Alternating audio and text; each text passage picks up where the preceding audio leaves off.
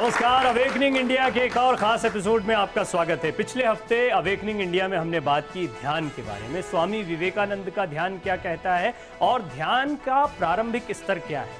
हमने देखा कि संयम और कंसंट्रेशन यानी एकाग्रता ध्यान के प्रारंभिक स्तर के महत्वपूर्ण अंग हैं और युवाओं को उस एपिसोड से काफ़ी फायदा भी हुआ। और हमारे पास एक बार फिर जो तमाम सुझाव आए हैं उनमें ये कहा गया है कि ध्यान को प्रैक्टिकली यानी अपने जीवन में ध्यान को कैसे उतारा जाए और रोज़मर्रा में युवा कैसे ध्यान का इस्तेमाल कर सकते हैं खुद के करियर को भी संवारने में और भारत जागरण या अवेकनिंग इंडिया के सपने को पूरा करने में भी।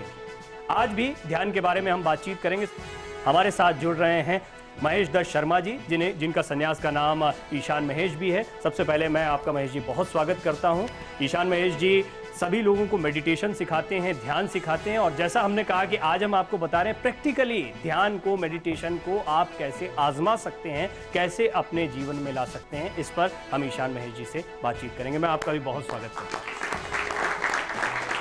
लेकिन अवेकनिंग इंडिया में आगे बढ़ने से पहले एक बार फिर हम आपको बताते हैं कि ध्यान के मायने क्या हैं और स्वामी विवेकानंद के जीवन में ध्यान के क्या मायने थे, वो ध्यान के बारे में क्या कहते हैं।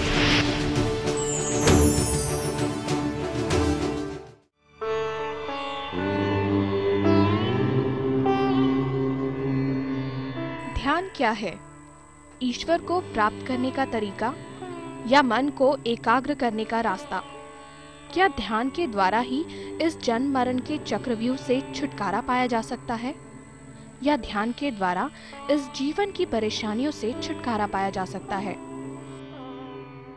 आखिर ध्यान है क्या?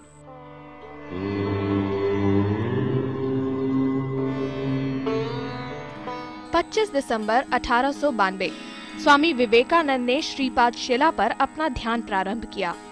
मान्यता है कि उसी शिला पर देवी कन्याकुमारी ने स्वयं तपस्या की थी। इसी ध्यान के बाद कहा जाता है कि स्वामी विवेकानंद को अपना लक्ष्य और स्पष्ट हो गया था।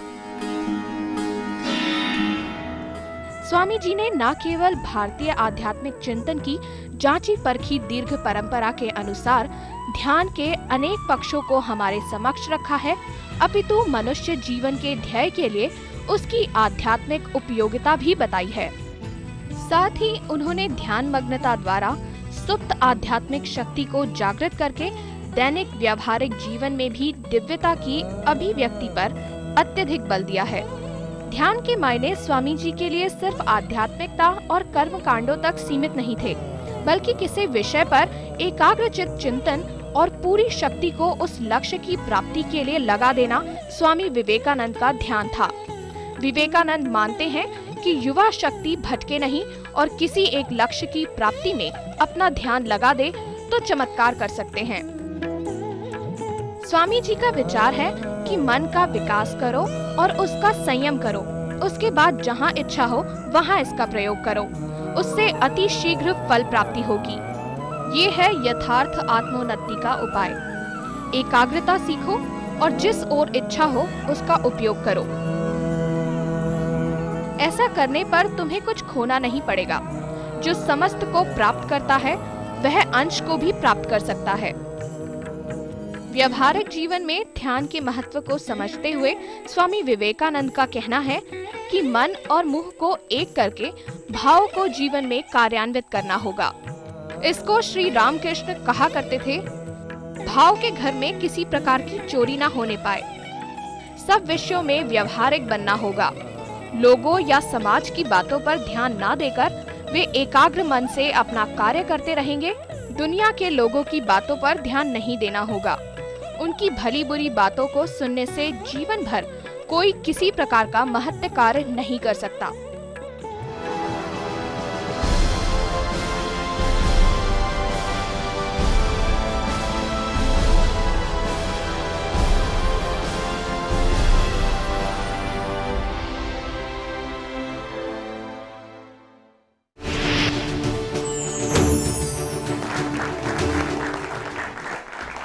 जी हाँ, ये थे स्वामी विवेकानंद के जीवन में ध्यान के मायने या ध्यान के बारे में उनके विचार। ईशान महेश जी हमारे साथ मौजूद हैं। महेश जी, क्या ध्यान के मायने आप जितने लोग अभी जितने दर्शक इस वक्त कार्यक्रम को देख रहे हैं वो ये माने कि ये आध्यात्म से जुड़ी हुई कोई चीज़ है, या फिर वो किसी भी करियर के हों, चाहे वो मीडिया से जुड़े हुए हों, चाहे वो मैनेजमेंट से जुड़े हुए हों, कारपोरेट जगत से जुड़े हुए हों, क्या ध्यान के मायने सबके लिए महत्वपूर्ण है, या सिर्फ आध्यात्मिक प्राप्ति के लिए जो लोग आगे बढ़ रहे हैं उनके लिए महत्वपूर्ण है? उन सबके लिए महत्वपूर्ण है जिनके पास मन है, और मन हम सभी के पास है। सारा खेल मन का है, मन ही गति कराता है ध्यान में। तो इससे कोई अंतर नहीं पड़ता कि कोई व्यक्ति किस पथ का है, पथ कोई भी हो सकता है, उससे कोई अंतर नहीं पड़ता। सारा अंतर है हमारी पवित्रता का। अभी जैसे इसमें बताया गया कि मन का विकास करना है, जैसे अभी हम यहाँ बैठे, मैं आया, इस स्थान को बिल्कुल साफ सुथरा किया गया है। आपके घर भी कोई मेहमान आता है, अपने घर को बिल्कुल साफ सुथरा करते हैं, रखते हैं ना। कोई भी चीज़ अगर ऐसी रखी हो जो जिसकी शोभा नहीं है, उसको हटा देते हैं तुरंत वहाँ से, बिल्कुल। अब यहाँ से यात्रा हमारी शुरू होती है ध्यान की। ध्यान का अंतिम चरण होता है कि जब व्यक्ति बिल्कुल आंख बंद करके ऐसे बैठ जाता है। आपने देखा होगा भगवान बुद्ध, भगवान महावीर, इनकी प्रतिमाएं देखी, कितनी गहरी ध्यानस्थ हैं, लेकिन वो ध्यान की अंतिम अवस्था है, प्रारंभिक अवस्था नहीं है। आप पहले दिन ही आंखें बंद करके इस प्रकार से बैठ जाएंगे तो भीतर के जो चलते हुए विचार हैं, जो झंझावात हैं, जो उठती हुई ऊर्जा है, वो आपको बुरी तरह से परेशान कर देगी, क्योंकि संभालेंगे कैसे? अंतिम अवस्था को पहले चरण पर नहीं ला सकते। तो शुरुआत कैसे हो ध्यान की नवयुवक के लिए? मैं शुरुआत इसकी आपको थोड़ा सा हंसा के कर दूं।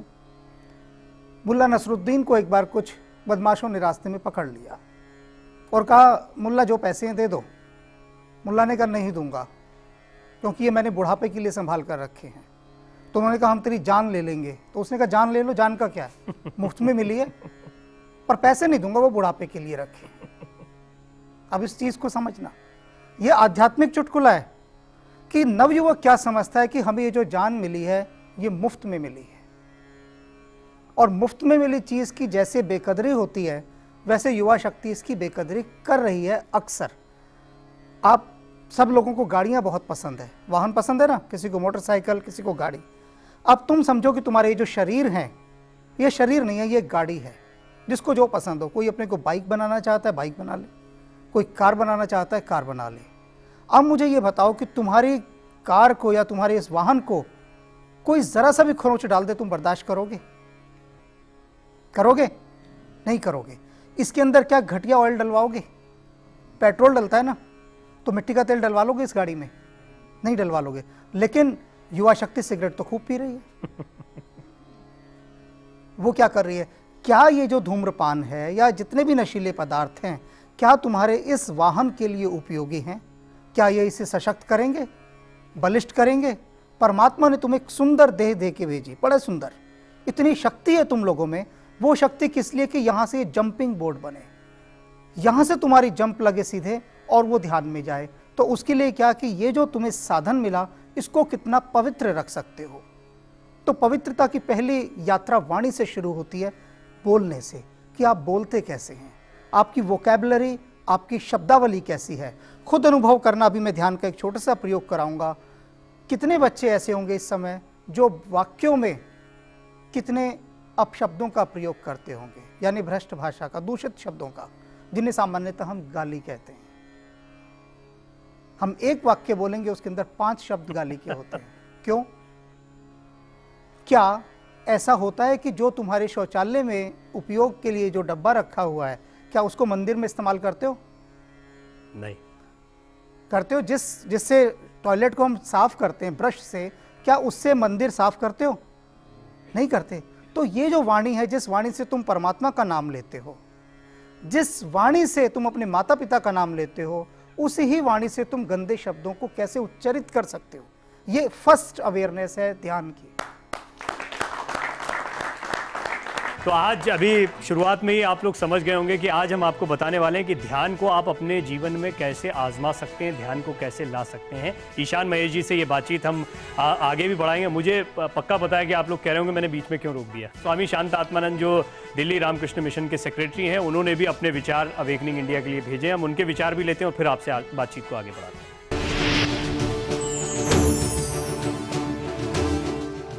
ध्यान पहले समझना चाहिए ध्यान कोई क्रिया नहीं है, कार्य नहीं है, कोई रिचुअल्स नहीं है। ध्यान एक अनुभूति है। ध्यान is a state of realization. It's not a ritual, it's not work, it's not action. ध्यान एक स्थिति का प्राप्त है, इसके लिए हम ध्यान कहते हैं। ध्यान क्यों? मनुष्य लोग अपना अपना स्वयं असली रूप भूले भटके अभी कई जगह भी हम लोग घूमते रहते हैं। मनुष्य का हम सब लोग का असली रूप क्या है, स्वरूप क्या है, यही पहचानना बहुत ज़रूरी है। हर एक व्यक्ति किसी ना किसी तरह वही दौड़ में निश्चित रूप जुड़े हुए हैं। सो इसकी एक परिणाम, एक प्रयास आप कह सकते हैं ध्यान। ध्यान के माध्यम हम लोग क्या कर रहे हैं? मैं सचमुच क्या हूँ, ये ढूंढना, यही पहचानना, यही जानना चाहते हैं। यही ध्यान है असली।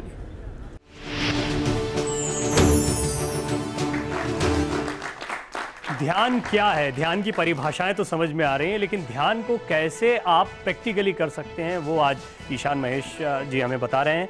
आपने ये बताया कि किस तरह से प्रारंभिक तौर पर वाणी बहुत महत्वपूर्ण होती है। आप क्या बोलते हैं, किस तरह की भाषा का इस्तेमाल करते हैं, वो बहुत महत्वपूर्ण होता है, क्योंकि आप अपने शरीर को आपने बिल्कुल ठीक कहा कि हम इसकी कद्र नहीं करते, इसकी कीमत नहीं करते कि ईश्वर ने हमें क्या देकर भेजा है।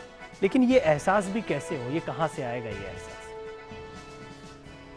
अभी स्वामी जी ने जो आपने एक क्लिप दिखाया उसमें उन्होंने कहा कि ध्यान कुछ करने जैसी चीज़ नहीं है किसी भी प्रकार से, ये एक अनुभूति है।